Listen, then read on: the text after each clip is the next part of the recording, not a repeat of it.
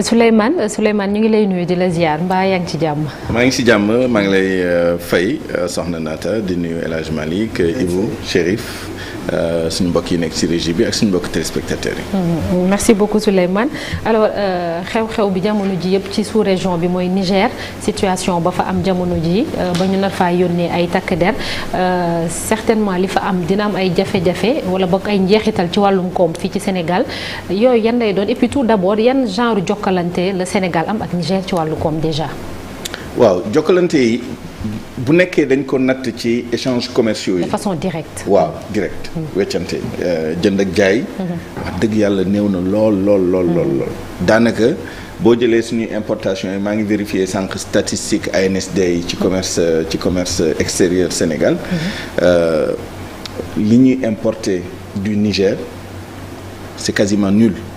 c'est moins de 10 millions officiellement évidemment dañoo nekk quand même ci CEDEAO ak UEMOA libre circulation des personnes et des biens sànq maa ngi leen di dégg ngeen di saalit ci ay kilishi ak yi ni mel xam nga loolu kenn du ko natt booy voyager da nga koy def ci sa saak wala ak yi ni mel donc yooyu bokk ci mais les flux commerciaux yi nga xam ne day jaar ci cordon douanier bi muy port muy aéroport muy ci frontière terrestre yi et cetera chiffres yi en tout cas néew na lool du point de vue des importations en millions de francs lañ koy natt mu des exportation yi boo jëlee note note d'analyse du commerce extérieur bu 2021 moom mooy bii mujjee bi ñu am bu disponible boo jëlee année 2021 Sénégal li mu gën a exporté vers le Niger moom mooy bouillon yi ay ñoom saf-safal ak yi ni mel xam nga loolu bokk na ci li Sénégal di gën a exporté ci sous-région bi ci dëkk yi fi nekk yëpp dañ fay exporté yu mel noonu Niger moom mooy 3e client bu Sénégal ci loolu on avait exporté pour à peu près 84 milliards de francs CFA en 2021 ci produits yooyu presque disons 10% yi Niger lañ ko exporté xam nga day tombé ay 8 milliards à peu près ci loo xam ne essentiellement loolu kese la tendance boobu d'ailleurs moom mooy confirmé wu boo jëlee 2022 ak 2023 5 premiers mois yi jusqu'au mois de mai en 2022 on était à 2 milliards en 2023 6 milliards xam nga loolu boo seetee ba seet boo moytul même produit yi la ñuy continuer di exporter foofu bon maintenant xam nga fluctuation yi day bëri en fonction de la conjoncture notamment ci yoon yi parce que nous sommes pas c'est normal aussi que ñu bañ a nekk principal client Niger pour lan parce que Niger dafa sori je veux dire benn corridor boo xam ne Lomé la jógee jaar Ouagadougou ñëw Niamey kon ñun bu nekkee en termes de transport nous sommes amuñu avantage comparatif nga jël pétrole wala essence wala yi ni mel Nigéria lañ koy importer seen exportation tey jii yoon bi nga xam ne moom la ñu gën a yaakaar moom mooy benn pipeline boo xam ne dañ ko defar Niger Agadem beneen lay jaar pour exporter pétrole u Niger xam nga suñu port kon amatul benn intérêt pour ñoom donc c'est normal que suñu jokkalante néewee noonu d'accord alors instant bi nii li ñëpp xel di kii taxaw mooy Souleymane mooy conséquences yi ci wàllum koom bu fekkente ni kon suñu jokkalante néew na yan conséquences lay am ci wàllum koom ci suñu réew wala ce sera dans le cadre de la CEDEAO ni nga ko doon waxee sànq. exactement c'est-à-dire boo xoolee au plan bilatéral éventuellement du am impact xoolal d'ailleurs boo analyser position dëkk yi par rapport ak éventuelle attaque wala intervention militaire seen positionnement day méngoo ak seen intérêt économique ñi ci gën a sawar amaana soit dañoo am intérêt bu baax pour que régime civil démocratique wala ñoo xam ne mën nañ leen contrôler tuuti mooy Nigéria moo ci ëpp intérêt parce que économiquement aussi Nigéria non pas que dafa dépendre ci Niger mais enjeux yi xëy na foofu c'est plus important bon après il y a des enjeux politiques le nouveau président dafa bëgg marquer territoire am il y a le fait aussi que fu mu nekk nii il y a même un péché d'orgueil il faut que ñu wone ni dañu sàmmonte ak suñu kaddu bu ñu waxee dara dañ koy jëfee duñu toog rek di wax ni di xupp nit ñi fekk def ñu dara ak yi ni mel mais économie bi day ñëwaat ba léegi Sénégal lu tax ñu sawar ci ni amaana xëj na bu amee intervention buy am ay njeexital ci koom-koom du ñu lay gën a laal ñeneen lay gën a laal xoolal dëkk yi ma la cité tout à l'heure muy Togo. Togo dégguñu ko si mu sawar ci lu bëri. nga jël Bénin ñu ngi ciy wax waaye. de façon timide parce que encore une fois il y a un pipeline boo xam ne à partir de novembre prochain la ñu commencé di exploiter gisement pétrole boobu nekk Agadem c'est 100 000 barils par jour 100 000 barils par jour yoo xam ne day jaar ci benn pipeline di jaar Niger di jaar Bénin amul intérêt ci yenn cawarte yi Côte d'Ivoire nga xool puissance économique mais Côte d'Ivoire tamit am na lu bëri loo xam ne mën na ko ñàkk ci changement régime au Niger bon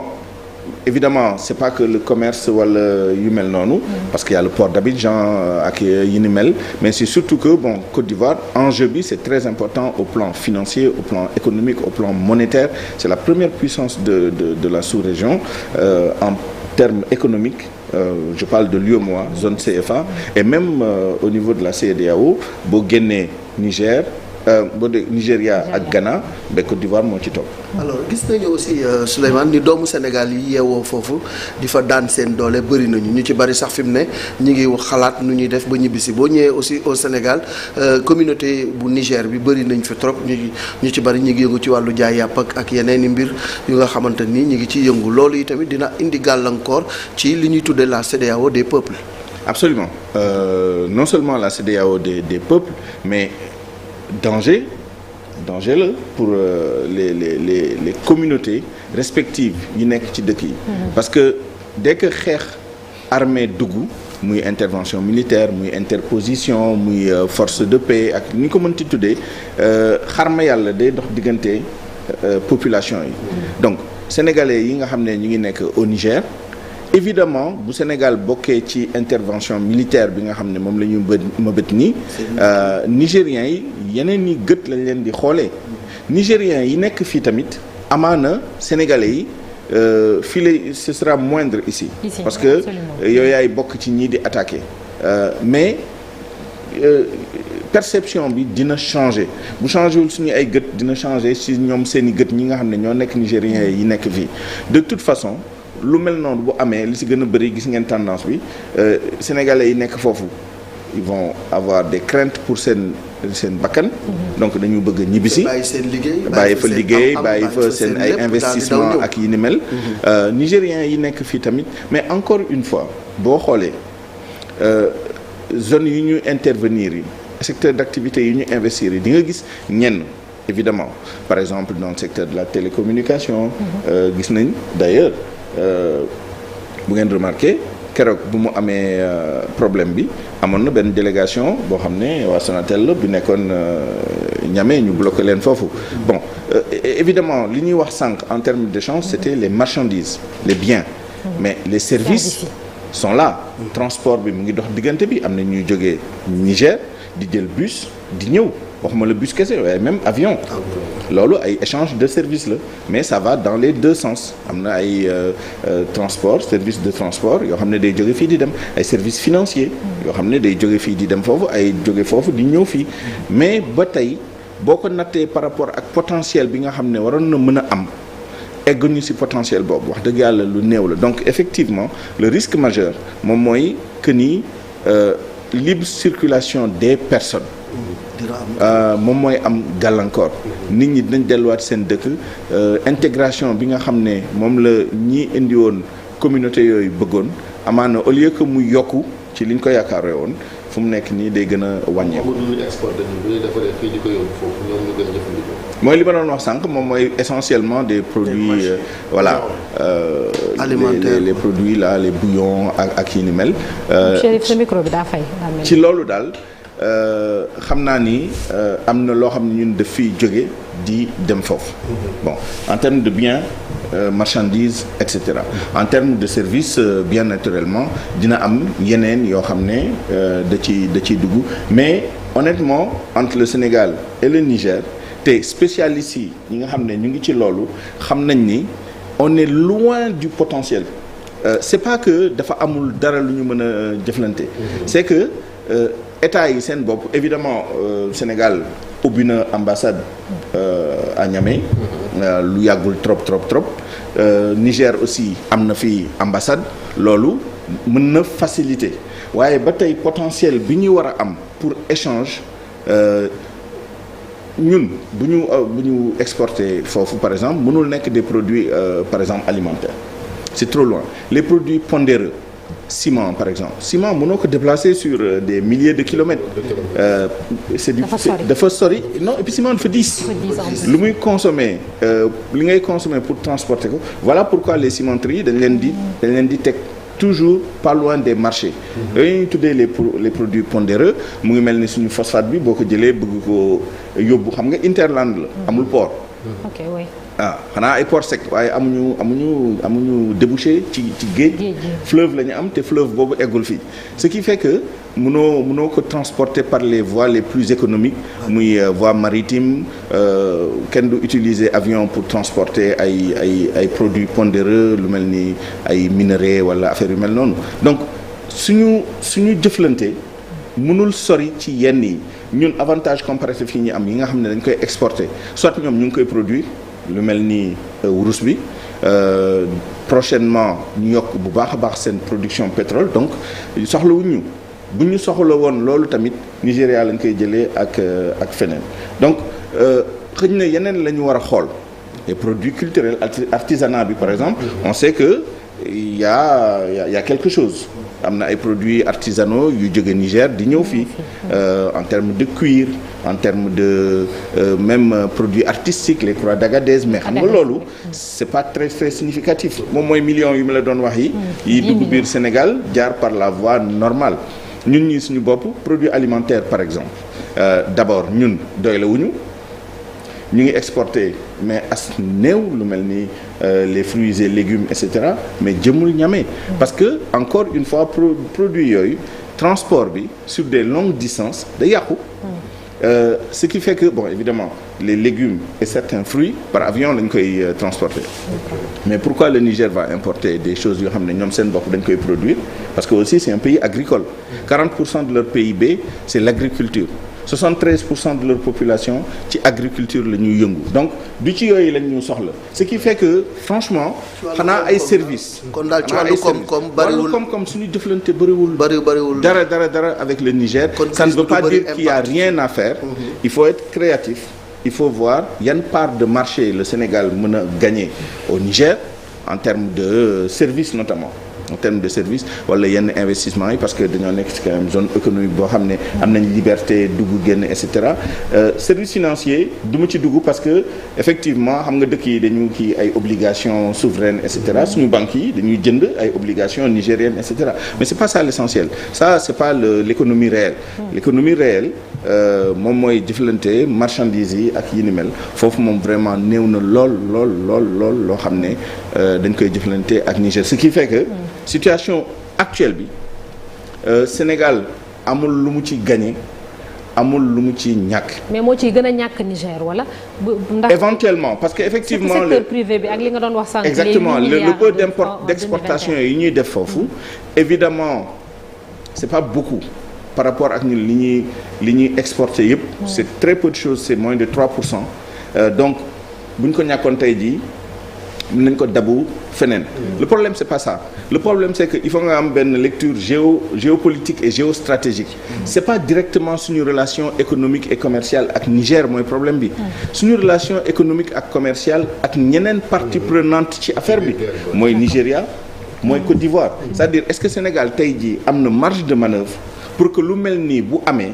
au regard intérêt économique ak commercial bu mu am ak Nigeria bu mu am ak Côte d'Ivoire est-ce que tey jii vu puissance géopolitique Nigeria